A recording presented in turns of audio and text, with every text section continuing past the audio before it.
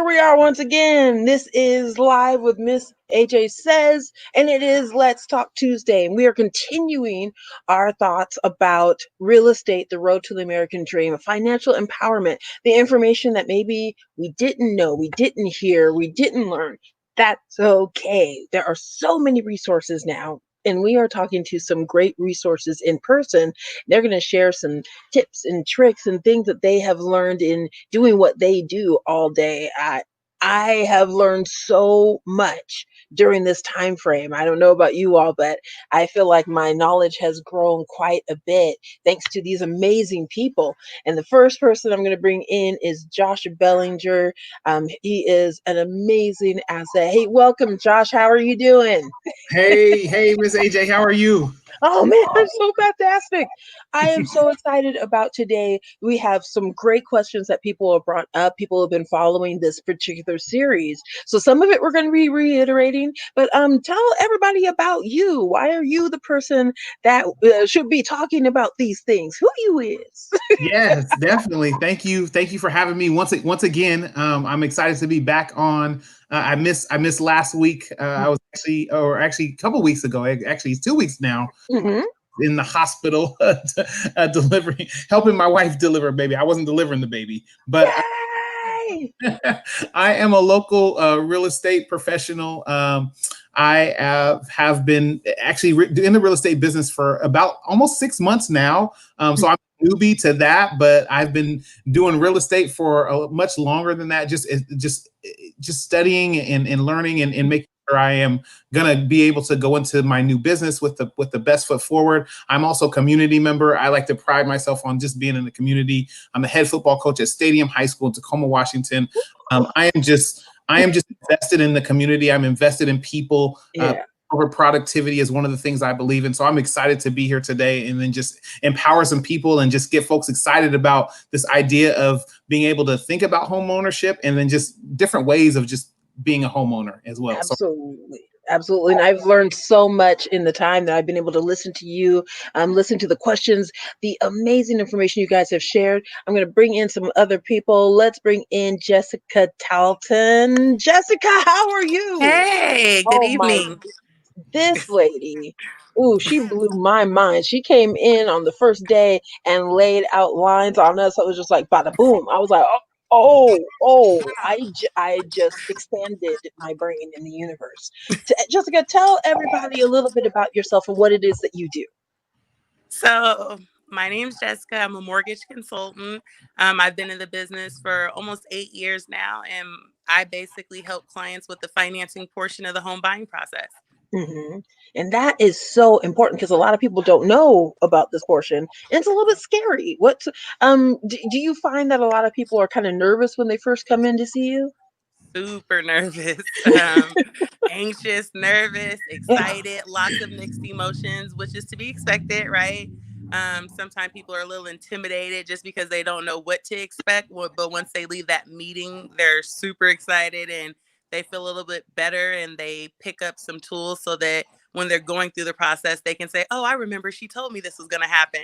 So, Yeah. just making sure that we're helping people get through the process and the end result be them getting the home that they want. Fantastic. Thank you so much. I'm thankful for what it is that you bring to the table. And Thank speaking of the table, we've got one more person who's over here waiing to jump in. Colin Parker Stevens. Hello, sir. How are you? Hello, Jose. Hello, Jessica. Hello, Josh. Hi. Hey. what up? I love these faces. I just have to say, over the last few episodes, like we have become friends. Like I miss you guys when you're not here. It's just like, I wonder what Legit. Jessica's doing. I wonder how Josh is. I love it because you all are people. You're genuine. You are people that you want to know, and I appreciate each one of you. Colin, why don't you share with our audience who you are and what it is that you do and why you fit into this picture? Yes. Well, I'm reporting live from the floor of my bedroom. So I have to sit in this corner to be able to get internet. So hi, everyone. I'm from the Seattle area originally. I've moved around the country. I found kind of in my mid-20s that I knew nothing about money except how to spend it. And so really, came to the, oh, that's my cat making a cameo. So what really happened is my cats decided they wanted fancier food, and so I had to get into finance to try to figure out how to buy them the nicer food. No, I just recognized I didn't know anything about money, and specifically started reading up, and at the same time subsequently had started a career in real estate, and it all kind of converged. And so there's a lot of ways in which I give back to my community, but another one in which I'm really passionate about is just teaching people about how money works, because I was not afforded that opportunity, and so I want to give back what was so freely given to me. And so I just want to acknowledge you, Miss AJ, for putting this together so we can do this thing. Oh yeah. First of all, thank you. Yeah, really. Thank you. And I want to thank each one of you for taking the time out, because time is precious. And the fact that you all are so willing to look at people inside and outside of your community and say, whatever I know, I'm going to share. And I wanted to share some of the questions that people have asked, because we've had a myriad of questions, like a number of people. And of course, this is how you know I am not super fancy and professional in this, because I can't find my questions. So just a second, let me pull them up. And the first one, here we go. One of the first questions that I thought was really, really amazing. And this is a question that I have, because at some point I want to be looking for a house. They just simply said, I don't know what to look for in a house. Like, what do I even, oh, Jessica just disappeared. Okay, I think she'll be back soon. What to actually look for in a house, because some people are just like, I want a mansion. How do you even know where to start if you don't know where to start? Like, I don't know what I'm looking for. There's different types of houses. I don't know what those are.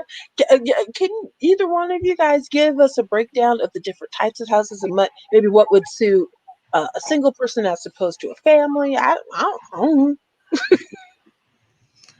Yeah, I mean, I guess I can start off. I would say and that's a great question. It's obviously one of the first questions as a a real estate professional that I ask, right? The client says, hey, what are you looking for? And usually I would say for the bulk of folks that I talk to, the biggest thing is I just start with, what do you need? Right? Like, I think you have to start with what you need before you can kind of get into like exactly what you're looking for too. I'm a believer in obviously deciding that, hey, what is your lifestyle as well too? Because I feel like another thing that is like, just starting with, do you like to entertain people? Do you like people to come over to your house? Oh, okay. Okay. Looking at something that's probably going to be a little bit more open, be a little bit more entertaining. You're going to look for, places that have, places where people gather, right? That's one thing I always talk about is where do you guys normally gather? When I walk with somebody into a house, I say, where's your gathering spot? Usually people say, hey, it's the kitchen, or it's the bathroom, or well, it's not the bathroom. Excuse me, not the kitchen, not the bathroom. The bathroom is the different spot. Right. I'm like, ooh, no, not the bathroom. We ain't gathering there. But the kitchen is usually like the backyard, the patio space, whatever that space is. I usually try to tell them, like, that's one of your things that you want to make a list in general, and just like start your list with what do you need to have. Also, too, obviously, your family dynamic is going to make a huge, play a huge part in that too. Like, right now we have a growing family. So literally, we just had a conversation a couple of days ago about like, man, we have 3 bedrooms plus a bonus room. We would really love to have 4 bedrooms now because we have 3 kids. So I think it also is going to depend on what your family dynamic looks like, right? Like, how many bedrooms do you need? My kids right now are different age gaps. So my baby that I just had is not going to share a room with my 10-year-old daughter because that's just too big of an age gap. So I think all of those things make a factor. But I would say the first thing is just make a list. Honestly, make a list. And then from that list, you kind of narrow down what your must-have specific things are once you actually go out and look. Because I actually did a video for a client yesterday, and she was going to make an offer based off of my video. And I said, no. Unless you're out of town, I'm not going to do that. Today, I took her to the house, and she's like, oh, I didn't realize the bedroom was that small. And I'm like, that's exactly why I wanted to bring you to the house before you made an offer on it, because I don't want you to be mad at me, number one. And I know how videos can be very, very deceiving. So if you're one of those people that doesn't like just is kind of not wanting to look at houses because you're like, oh, the pictures, I don't like the pictures, it's not going to give you the best idea until you walk in because there's a feeling that you have to do. So I don't want to take up the time in that, but that's probably where I would start is making a list. And then what places do you like gather and entertain? That makes sense. Okay. Did you guys see all of that happening? Did you see anything happen? Okay, maybe it was just me. There was. You're, Miss AJ, you're kind of chopping up here. Oh, dear. Okay, so that's on me. My. Oh, good. While you figure that out, I'll answer the question as well to buy you some time here. I will just like bounce kind of off what Josh said. Often when I sit down with clients, I draw a line down the middle of a piece of paper, and one side is wants and one side is needs. And what you think is a want, once you start looking at houses, may end up being a need. Like, oh, I want a bigger bathroom. And then you walk into bathrooms, you're like, no, I need a bigger bathroom. And then something might be a need, like, oh, I need a big yard. And then you go and look at a couple yards and realize that you've got to do some lawn mowing, you've got to do this other stuff. Now it's no longer it's a need, it's a want, and so on and so forth. Before I even get there, though, often I ask the question of why. Why are you moving? Really, like, why are you considering now is the time? Because generally we'll find that we're either moving away from pain or we're moving toward pleasure. So you may be moving toward that dream house you've been talking about forever. That's moving towards pleasure. But moving away from pain would be, I hate my commute, or I have a set of neighbors I can't stand. And so being able to distinguish, why are you moving will give you access to probably some deeper insights into where to start. I think we lost Miss AJ. Hey, let's do it. We're broke. Right. I have the questions right here. She sent them to Perfect. us. So let's go. Let's keep them moving. Jessica, do you have something to add to that question as well? I missed that question because of the thunder I have going on in the background. Oh, no. Gotcha. It was more of a real estate question, but it was just more of like, asking folks like what to look for in a home. Oh, okay. Yeah. So that is more your realm. But I kind of just give them the idea of the price point that they can look for those items in. So that way, the first step is to get the pre-approval. So you kind of know, hey, how much home can I afford? And then you kind of revert back to the list that you guys described, the wants and the needs, to determine, hey, can these homes in this price point provide me with everything on my list? And if not, what can I compromise? Because this is just the starter home, not necessarily the forever home. And so sometimes that's where I can kind of come in and help my partners to kind of say with the clients, like, hey, I know this home may not give you everything that you want, but it's just a starter home. Stay there for a couple of years, get situated, work on some of the financial things, maybe to help expand that approval amount. Things change with careers. People get pay increases. People get married. So lots of things happen in life within those couple of years that could open up more opportunity for the client if they're not where they currently want to be right now. Yeah, that's great. That's a great point. Yeah, great point. Price point makes a huge difference. What was the point? I missed the whole thing. It's okay. We were rolling, AJ. We held it down when you were gone. I appreciate. See, this is why I love you guys. So just to let everybody know, I've been having some on and off with power and stuff. So that includes internet. So if I disappear, just keep going. You all know what you're talking about. I'm just sitting here going, that's interesting. So it's all good. Yeah, great. Ooh. And Darius, Josh, I have a house for you. Hit me, okay? Let's go. Yes, sir. Yes, I appreciate you, D. Why not? And this is just a reminder. Hey, if you're on and you have comments, if you have questions, go ahead and leave them in the comments, and we will go ahead and share it, and it's no problem whatsoever. So, so what were we just talking about? We'd wrapped up that question. I think, what else on the docket for us? And here's the great thing. Since I missed it, I can watch the replay later on. So for any of you who are tuning in a little bit late, want to see what happened before, this entire series is available on the business page, also my personal page, and we have a YouTube channel that will be, I'll share a link a little bit later on. But let's go on to one of the next questions, because it sounds like you guys got that one wrapped up really, really well. And I'm pulling it up right now. Oh, here it is. And this was a good one. People were asking about what type of house. Okay. Here's another question that is a really legitimate question. What about the area? Because there's a lot of people who have been in one area all of their life. They don't know about the different areas, what works best for whatever it is that you're looking for. And that's a great question because, like I said, I might be looking for a home pretty soon. I don't know where I'm going to go.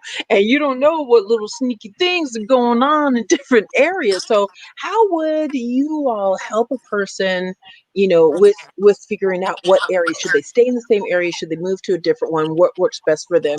What are some of the things that you would ask? Or did you guys talk about that where I was going? No, we didn't.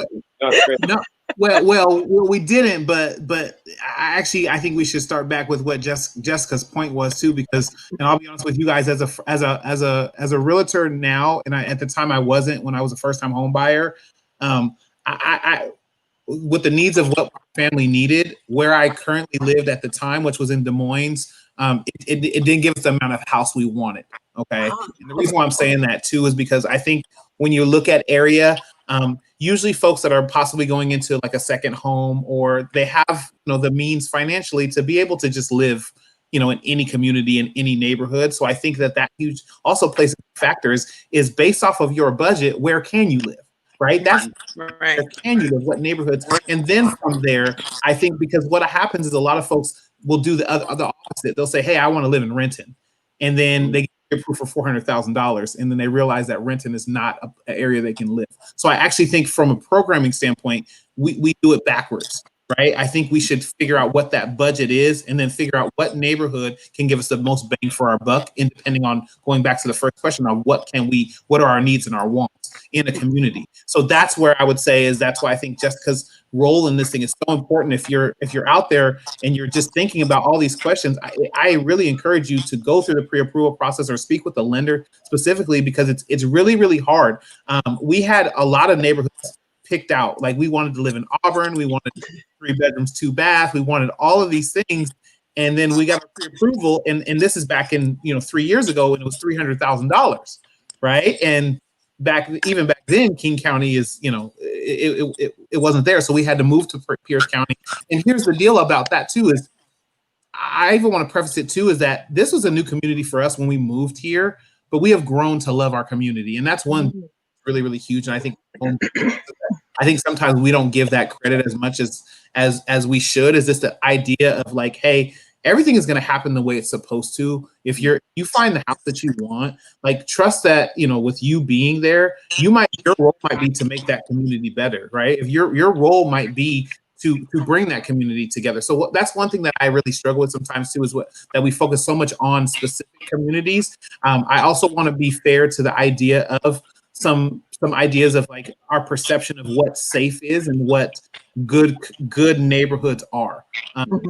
That's huge in the idea of, like I think there was another question about diversity, right? Like if you're looking for diversity, then that's a good neighbor for you. So I think you can really play it back to whatever you're looking for in a neighborhood is going to dictate, number one, your specific budget and the house you want to get in that specific area. And obviously, I also would recommend too is anytime you're going to look at a house, I tell my folks, if I'm not in the car with you, like taking you to the houses, drive around the area. When we get done with our home tour and you don't know the area that we're in, I encourage you to drive around, find a local grocery store in that area, walk around that grocery store, kind of see, friendly. There's things you can do in that neighborhood. Drive there every single day. What is your commute going to be like? I tell people to do the commute. Sometimes if you're going to move to a place, do it in the traffic time so you know what your realistic commute is going to be. Because I'll tell you right now, hey, Tacoma right now is 35 minutes from Seattle, but realistically, 35 minutes from Seattle at 9 o'clock at night with no traffic, right? Right.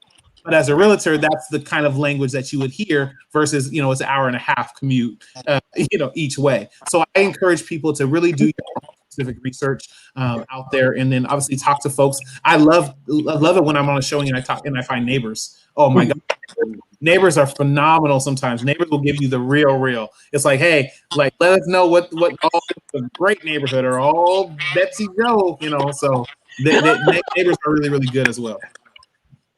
That is something I never would have thought of. Like that. Because of course, automatically it's like, oh, but that's being nosy. Oh, that's being, stalker. So it's like seriously, because I think for me it's always been the don't get into people's business. Don't get too much. Don't be nosy. And the truth is, if you're looking to see where you're going to live for the next 10, 15 years, you need to go ahead and be nosy. Yeah. Yeah. School district also is a part of that too. If you have kids, school age kids, different things like that as well. Yeah. That's a good idea. So, and that's a different thing. Like for me, I'm 50. Me and my husband, we aren't planning on having any more kids. So it's not necessarily the most important thing to be near a school district. So it also depends on where it is that you are in life, and realizing that what we're looking for is not necessarily what another person is looking for, and that's okay. Yeah. That's kind of a mind blower to me. I just had a client get a house in a beautiful 55 and older community. He was a first-time home buyer at the age of 60. Wow. And he found out that his budget could go farther to be in King County with a smaller budget. Because he was in this 55 and older community, was a little bit less expensive to live in. He was able to expand his budget and live in the desirable area, be with folks that are, kind of like-minded. There was activities, there's a swimming pool, there's all of these things, what are you trying to say, Josh? What you trying to say? I was, if you're feeling guilty, I don't know, but realistically, the lifestyle he wanted to live, and it was able to fit in his budget. So that was huge for him. He's really excited about his 55 and older community. I'm feeling judged. Anyway, no. Okay. Honestly, I'm liking some of the stuff that you're saying, so I'm just like, let's talk later. And that's the great thing, where it is very customizable and it's very personal for the person, because it's your home, and just the idea of that. And I think, how hard is it? Have you noticed? And this is my own question. Do you feel sometimes it's kind of difficult for someone who has more of a renter mentality, where, okay, wow, okay, I saw your look, where they are still thinking in rental and don't do too much damage, and I'm going to be gone 2 or 3 years? And how difficult is it, or how much do you see of people with that mentality, and how difficult is it to switch to homeowner mentality? And sometimes do you have to kind of step in and help out, not only with finances, what their budget looks like, that type of thing, but also with the mentality of, what am I looking for? Thoughts? I'd go back to the why, and look, why are you moving? And if it's to create a financial asset that's going to ultimately appreciate, and then you can, turn that and then get your next home, then okay, I got that why. We can go from there. That's very distinct from being a renter. But generally, by the time we're having a conversation, you have been pre-approved, and or you're on that path. And so there's not a lot of mindset stuff that we've got to work on necessarily, but I have conversations all the time with people who aren't quite on the path yet, but are kind of flirting with the idea. And it really comes down to, it's so basic, but yet I had no idea. At the end of the day, you're going to pay for where you live. You're either paying for someone else's mortgage or you're paying your own mortgage. And that is really what it comes down to.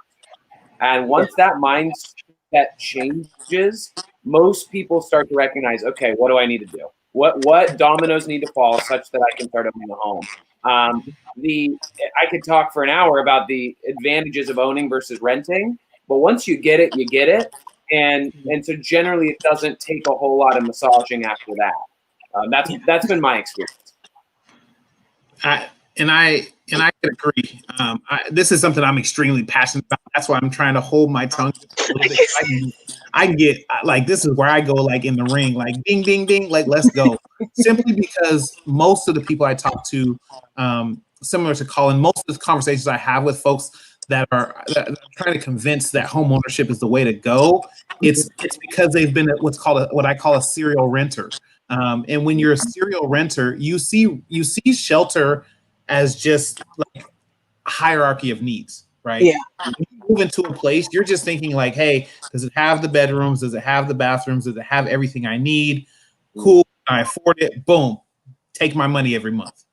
And that's great, but like, and I talked about on the very first episode a couple weeks ago, rent was supposed to be a temporary thing. Renting, when you rent something, you're not supposed to rent it for years and years and years. You don't go to a rent-a-car and say, hey, I'm going to rent this car for the next 12 years. Like, that's not the purpose of renting. The purpose is borrowing something, but to the point to where like, hey, you can get used to that thing, but you're not supposed to get it too attached to that thing where like, hey, this becomes it, because there's nothing that comes out of it. People it's crazy. I've talked to people, like I have somebody that I just talked to who was renting for 12 years and paying $2,200 a month for 12 years. Jeez. And if you do the simple math on that, I mean, you're talking about tens of thousands of dollars that you have nothing to show for, but you had a place to live. And when something broke, you had a landlord or somebody to come and fix it. But the person who benefited from 12 years is the person who owns that property. Now they are able to cash out, send their kids to college. They're able to do all of the things that you should have been able to do and take advantage of, but you are the renter because you have the renter mindset.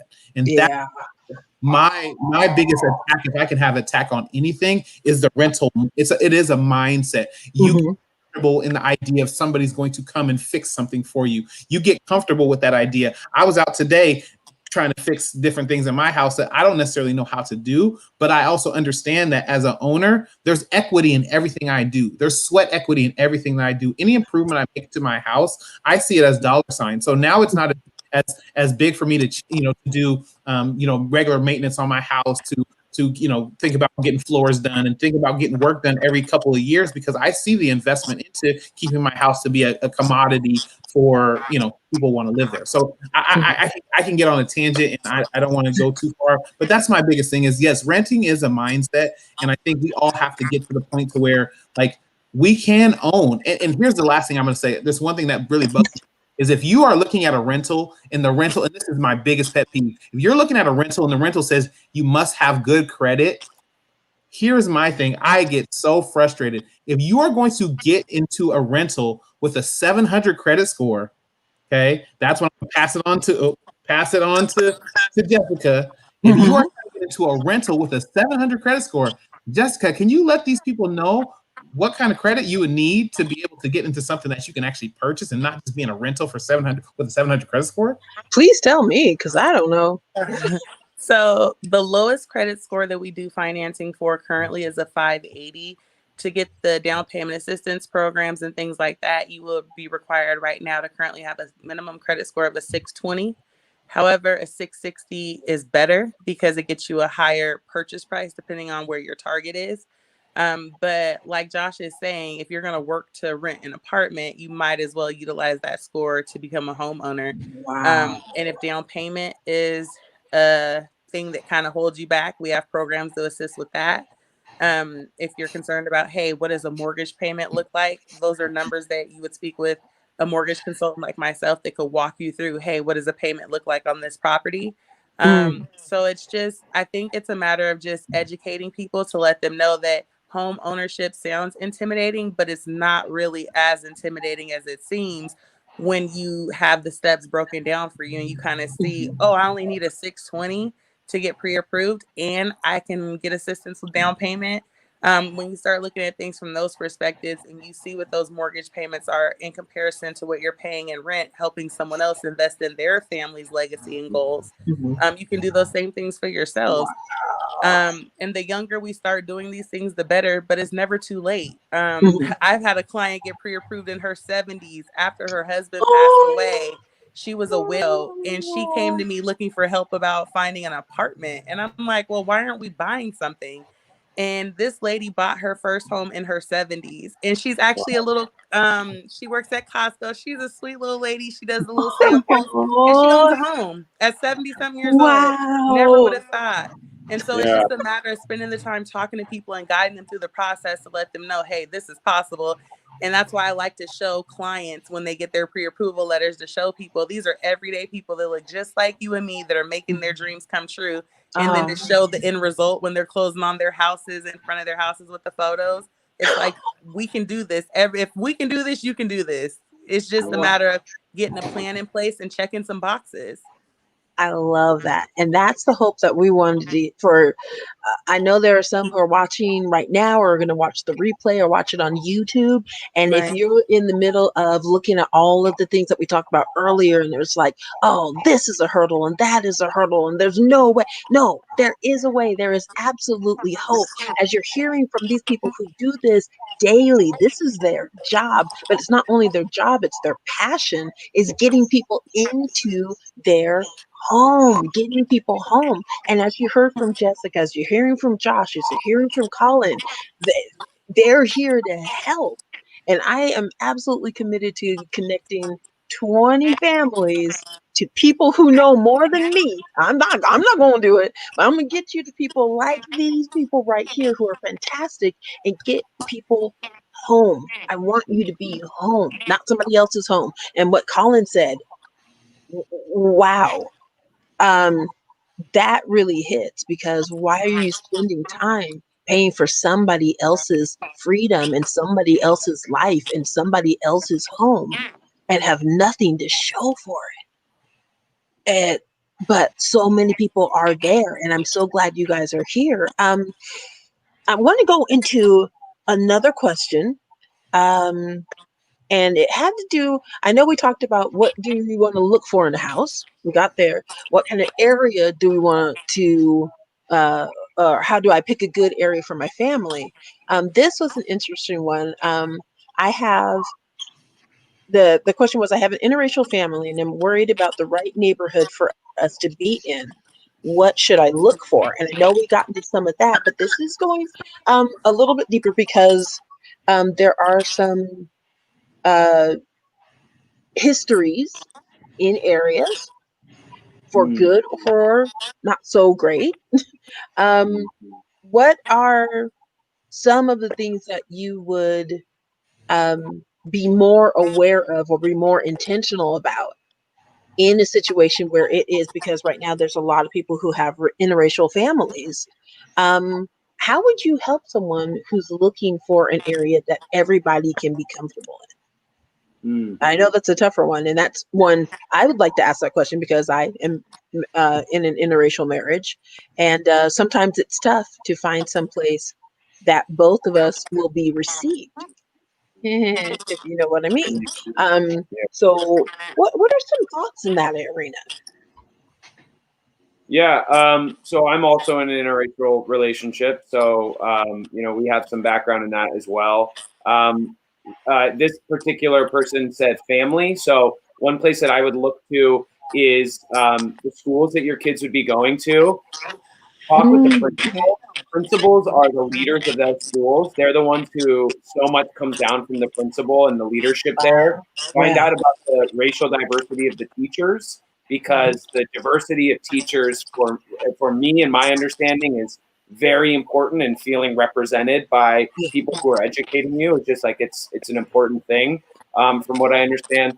And then for me, I personally live in Des Moines right now. Like, I ride my bike at the Des Moines. They have this beautiful park, and like, I see all colors of the rainbow down there, and I'm like, okay, this is a neighborhood like full of a lot of different people, and just knowing that, and knowing that my kids are going to grow up in a space in which they're going to hear a lot of different opinions and perspectives and lifestyles and backgrounds, lets me just be confident that they're going to grow up as the holistic kind of humans that I hope they become. Oh, I love that. And I would never have thought of talking to the principal, because again, why are you being so nosy? why shouldn't I be nosy? Like literally, in my mindset, I'm changing the mindset to why shouldn't I be nosy about this? Why shouldn't I be asking those questions and talking to the principal? That's huge.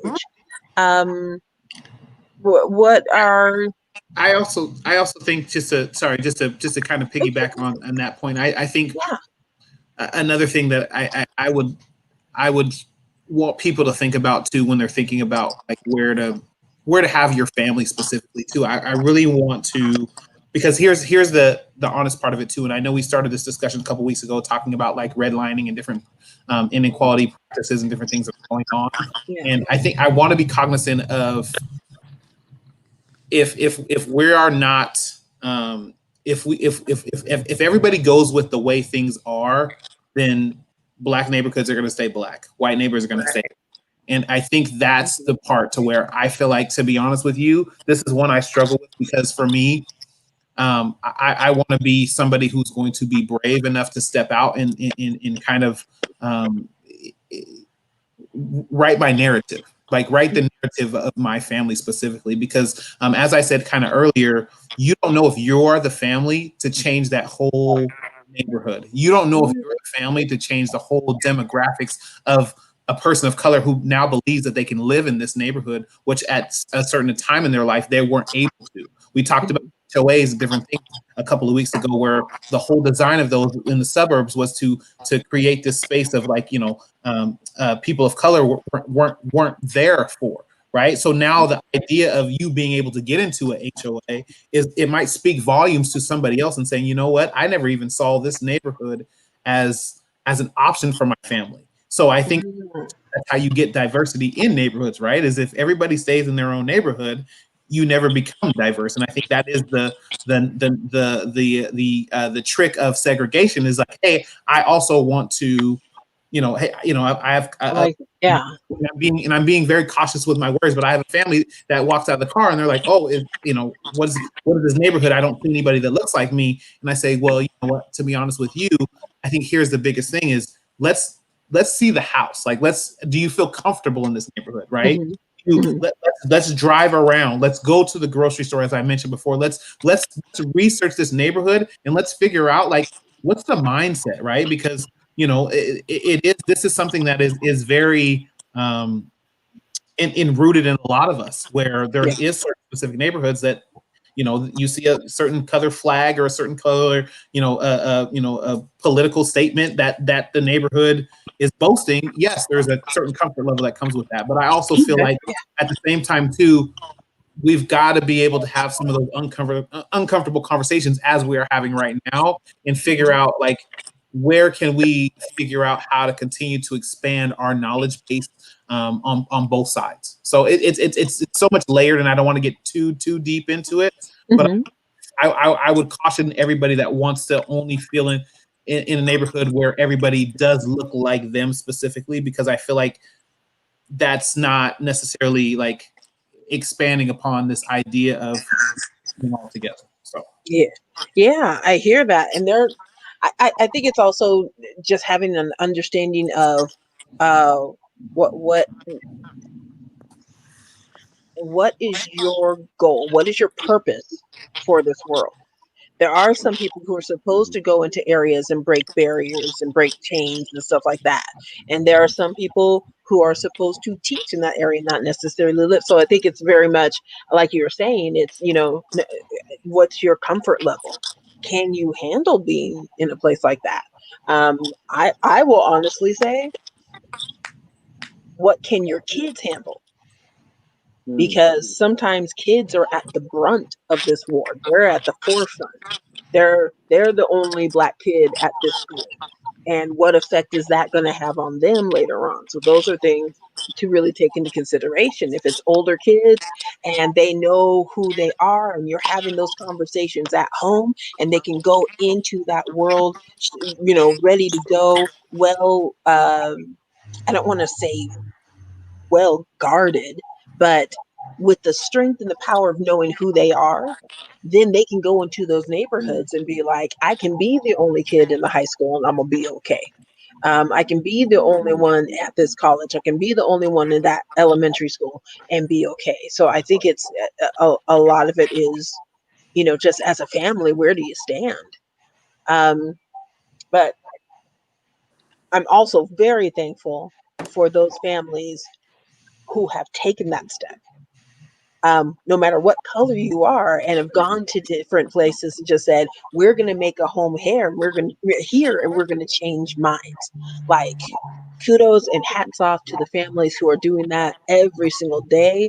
And our thoughts and prayers are with you in staying strong and just showing love over just every day, love, and bringing that in. I want to post, and I wanted to make sure that we didn't have anybody else who wanted to share on this particular topic, because I don't. Honestly, I'm trying to find the other question. Okay. Oh, here's a good one. Here it is. Here it is. This is one I've been really excited to share with you guys and get your viewpoint on it. So this person says, I am single and want to own. What do I do? So Call I know Jessica. there's. Oh, That's go ahead. right. I like that answer. So Wait, I mean, what's again? he said, "Call Jessica." So let's start So, with Jessica. You're face to face with a single person. How does that differ in what you're able to find for them as opposed to a couple? so marital status does not matter at all. The only time it impacts the file, of course, is if, depending on the loan product we're putting you in and things like that, if we need to have a spouse. But honestly, whether you're single, you're married, what determines how much you qualify for is that income and the debt load. Is debt to income ratio all day, and how much do you have for down payment, that are going to control how much a person qualifies for. Sometimes, obviously being married, having two incomes in one household will help you qualify for a higher price point, but not always, depending on what that debt load looks like, right? Because the old saying is not about how much you make, but it's about what you do with what you make, right? Mhm. So I can make $200,000 in a 2 household income, but if we've got debt up the butt, the yin yang, and it doesn't matter what we make, right? Because that debt load is utilizing those resources. So a single person could make half that amount of income and have no debt and get approved for something higher. So it's just about that debt load and how much income you have. And then that kind of is what determines your purchase power. Okay, I like that. And for all you single people out there who are watching, and for anybody, and here I'm going to throw this out here, for anyone who's married, who is watching this, and single people, and you've heard them saying, "I want to own," but please send them to watch this. We want them to have this information. We don't want assumption to be the thing that keeps them from living their best life. So I love that. Thank you so much, Jessica. So they got approved. They have X amount. What is, or is there any difference in what you would show a single person as opposed to a family? What would that look like for a single person? Now I've got the funds. Jessica's hooked me up. She's like, da da da da da. You need to fix this in your thing, and I did it. And everything that Jessica told me, I did it. And now I got X amount. And now I'm turning to Colin and Josh. And what's your conversation with Mr. or Ms.?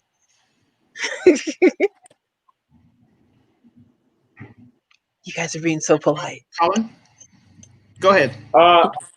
You go. No, you go. No, you go. No, you go.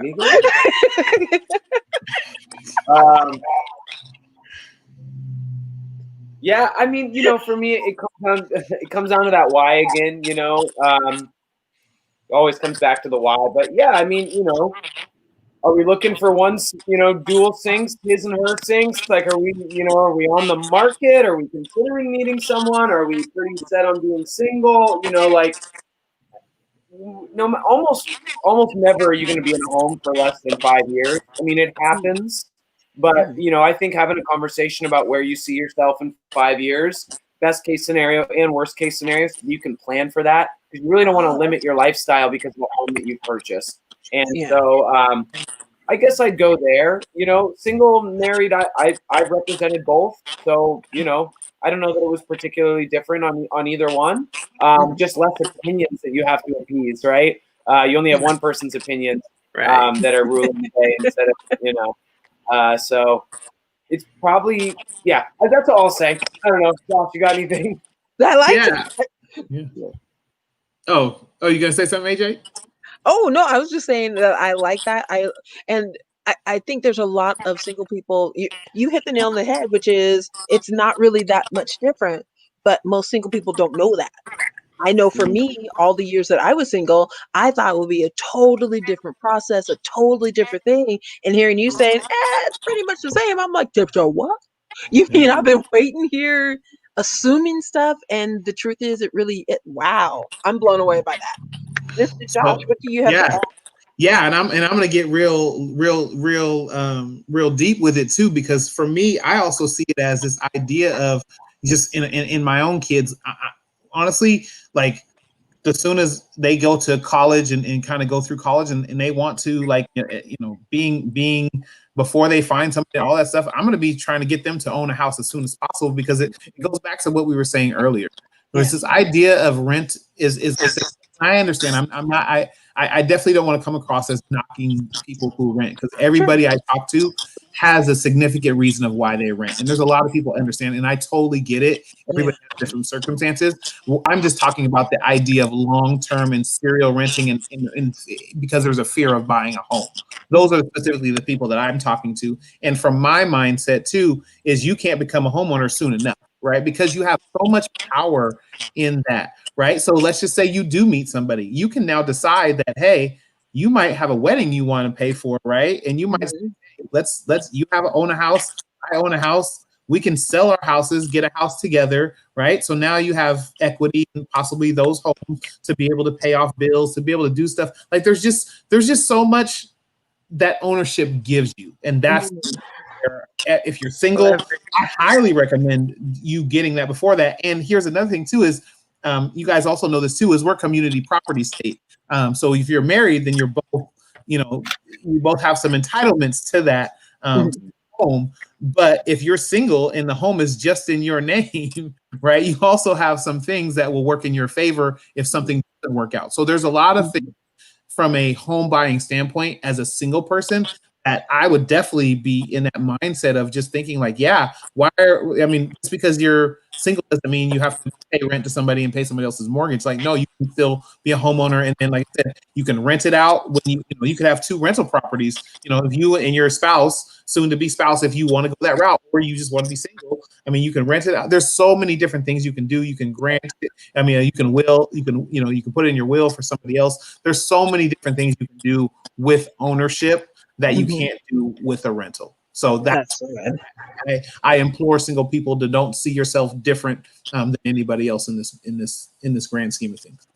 I love that. And I think because there's not a lot of, and speaking as someone who was single for 47 years, so I'm a professional single. Thank you very much. I have my doctorate in singleness. But speaking as a single person, there weren't a lot of outlets or sources that are saying what we're saying right now. The push was always hurry up and get married, hurry up and get married, hurry up and get married. What you waiting for? What you waiting for? Hurry up and get married. There was no, hey, until that happens, why don't you be a whole person, your doggone self? Whole person. Right. A whole person. Why don't you be financially? Yeah, why don't you be financially empowered? I'm going to say this, as some leaders and some sections are not going to like to hear this, but I'm going to go ahead and say it. Single ladies, owning a home does not make you less desirable. It does not make you one of those people who don't need a man. It means that you are someone who is fiscally and financially sound And it means that if that does ever switch over and you do become married, that just means that you have more knowledge about financial things. So please don't let that fear of what would I look like if I went ahead and da da da da da. Don't worry about it. You'll look like a grown up. You'll, you'll look like a financially sound and mature person. I'm gonna throw it out there. You look like a Proverbs 31 woman. Hallelujah. Hey. Thank you, Jesus. And I know that sometimes we don't hear that. So I'm saying that to all of my single people, male, female, whatever you identify as, you know, get your ducks in order. This is a good thing. And as Josh was pointing out, and as Colin was pointing out, and as Jessica was pointing out, all it does is say that you're looking towards the future. So that's fantastic. Yeah, Oh my. like not only is it a good thing, it's a great time. Rates are Mhm. super low right now. Yeah, there may not be a whole lot of inventory, but there's a whole lot of opportunity if you're working with the right people. I Ooh. can't express it enough, like how if you don't take advantage of this time right now, it's unfortunate. It's not every day that you can walk away with a 30-year mortgage at the rates where they are today. Wow. And especially for those that may have been pre-approved in the past that felt discouraged because they didn't find something they wanted in their price point, I would encourage them to get pre-approved with today's market, today's interest rates, because you were previously approved at a higher rate prior. And now that rates are lower, it leaves room for you to have a higher price point. So I would revisit that if you were discouraged in the past with the inventory or whatever it was that you were approved for before. But again, rates are so low right now. It makes no sense. You have an opportunity to lock in something really low for 30 years. And we just don't get that opportunity every day. And you have the resources here between all of us to answer your questions, to help you through the process.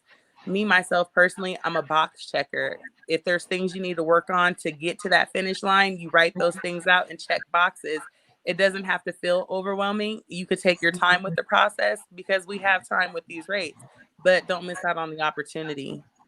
That's so good. See, this is why Jessica just sits down, looks you in the left eyebrow, and is like, "Look, I appreciate you so much. You don't even know. You changed my life. Makes me feel like I can run on and see what the end's gonna be. Glory." So we are going to be wrapping up in just a little bit, and I'm going to give each person a couple of minutes just to speak hope, help, life into the people who are watching and will be watching. Um, there's so much possibility, and I would love for you all to share with our audience what the possibilities are that you're seeing, the hope that you're seeing, the good things that are coming, what they can do to step into it. I will be sharing your information at the bottom of the screen. And for those who are watching, get that information. Hit rewind if you missed it the first time. Get those phone numbers, get the emails, get the connections.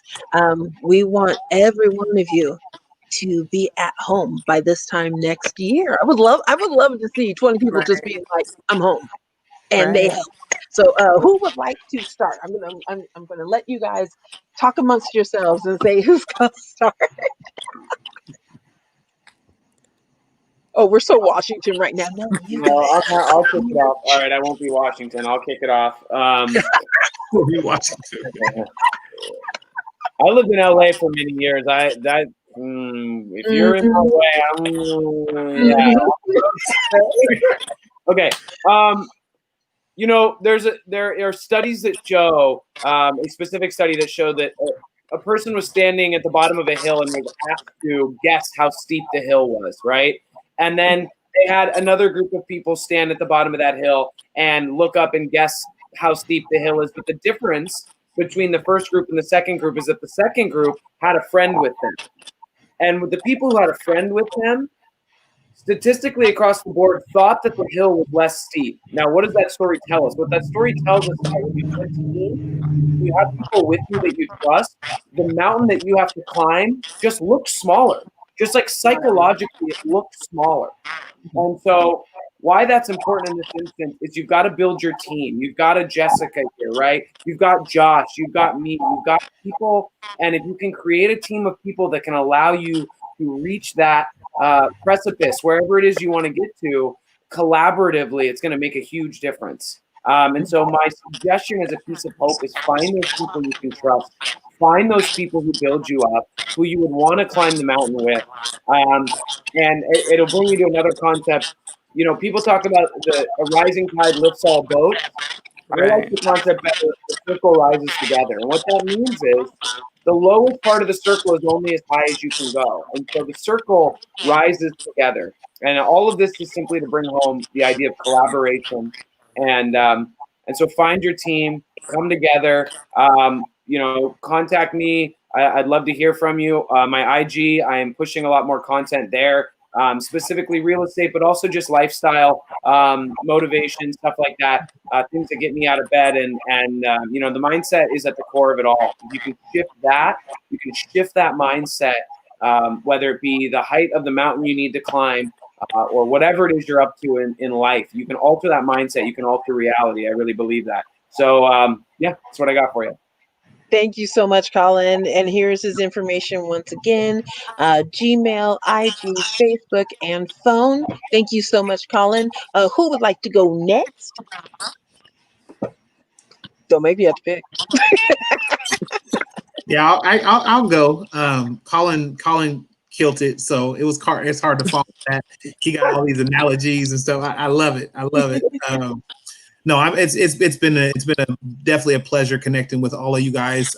Honestly, my biggest thing just with everybody is I look at this thing as education. And to be honest with you, for me, this is, I know there's you know, in a lot of years before I got into the real estate industry, like I just feel like there's this big persona of like selling. Like you have to sell somebody on this idea of home ownership or selling their home or getting their goals, and you have to sell them, and you have to be dishonest, and you have to do all of these like little like nook and crannies, and then like if somebody talks to you, then like you have to sign a contract, and there's this like contract you have to sign with your blood and your firstborn, and like you can't talk to this person because they're out to get your money, and all of these things are in my head daily. And it's crazy because most of the conversations I have with people, and most of the time I have a bad conversation with somebody, is a sense of like bad is a sense of, you know, somebody's not perceptive or their eyes are open. It's because this persona has been played up, right? Is that it's the total opposite. Most of the people that are doing this, and I say most, unfortunately, I wish I could say all, but most of the people that are doing this are like the people on this call. So if you're, most of us in this industry are like the people on this call. We just want to help. Like genuinely, we want to help. I tell people all the time, I get nothing from a buyer but the idea of putting you into the home of your dreams. I get nothing in return from that. There is not an extra thing you have to give me money on the side. I mean, my time is for you. My time to find you the home that you want is the pride and joy I get. I love searching the Northwest MLS for homes for people because I just like looking at homes. I mean, literally, I get joy in the idea of finding somebody home, and then I walk to the home, and if I found it for them, I'm like, check out what I found for you. And then when I put the offer in, I'm just as excited as they are. And some take it as, well, why are you so excited? You're just waiting for a commission. I'm like, no, I'm excited because this is an opportunity for you to change the trajectory of your life. Like, that's how big this decision is to change the trajectory of your life. And I've worked in education for a lot of years. And the one thing I've told students is when they had to sign up for my program, which my program was for college and career and give them free college visits and all these things. The crazy thing is we recruited kids. We had to give them a piece of pizza for them to sign up for this phenomenal program because they couldn't understand the gratitude and the magnitude of how important this program was in their future. And to me, this is the same thing, right? Is this idea of, I don't understand why we can't all just see the magnitude and the gravity of somebody being excited for you to be able to get you into a home of your dream. And that's really the biggest thing that I like to say to people is when I'm working with them is like, you're just going to get passion from me. You're going to get a work ethic that's like none other. You're going to get somebody that's committed to your future. And I'm going to tell you exactly the way it is. If there's a problem, I'm going to say there's a problem, but I'm going to find a solution. Right. That's the way I do it. I don't ever settle for less than. I don't ever settle for no. There's always a way to do something. We just have to re-navigate and keep going forward, keep moving forward, keep pressing forward towards your dreams, your aspirations. You can do it. You just have to see yourself in that. So that's Wilson's speech right there, because you guys know how he is, and that's exactly how I am as well too. We never die. We just keep multiplying and multiplying and multiplying. So, but no, I appreciate you guys, and I'm excited to be here. And I actually went a little over time, so I apologize. Too much passion. Too much. And Miss Jessica, to just send us on home and off to our respective things. Why don't you close this out? Well, I just want to say that the home ownership process is not as scary as it seems. And why be intimidated when you can be informed, and you have plenty of resources here to guide you along your journey. Yeah. And if you're not scared when you write that rent check each month, you won't be scared when you write that check out for the mortgage. And you won't regret it. Again, rates are super low. I mean, it doesn't hurt to have a complimentary consultation just to say, hey, if I were to consider buying a house, what would that look like for me? Just so you can see where you are, and then you chew on that and figure out if this is for you or not. But I mean, if you're writing those rent checks, you can write that mortgage check, and we're here to help. Right. I love it. I love it. And for all of those of you who have had the opportunity to watch either live or in the replay or on YouTube, man, these are people that I've come to know them, I've come to trust them. In the world that we're in right now, character, good intentions goes a very long way. And I can honestly say these people, and I also want to include Dave Jones, who wasn't able to join us this time. And I love the reason why. He was just like, I haven't had time to spend with my kids, and I need to spend time with my kids. That's what I'm talking about. That good character, that intention, the characteristics that build trust. These are the people that are tuned in today. We have their contact information. Please, they are available to help out. Contact them. If you missed it, contact me. I'll get it for you. Don't even worry about it. But we just want you to know we wanted to have this conversation so you can move forward. So thank you so much. You guys, I know we have to sign off, but I miss you guys already. I really do. Yes. We might end up doing 8 episodes just because I miss you guys. we got a new. It's a new show, man. We really now. Like we might as well. I'm just saying. But thank you so much for each of you spending your time. You have families that you're taking care of, and I appreciate the people that you are. The hearts that are behind the titles. I appreciate each one of you. You are a blessing to me, and you make my heart smile. I appreciate you. And for the audience, thank you so much for tuning in to another episode of Miss AJ Says on another Let's Talk Tuesday.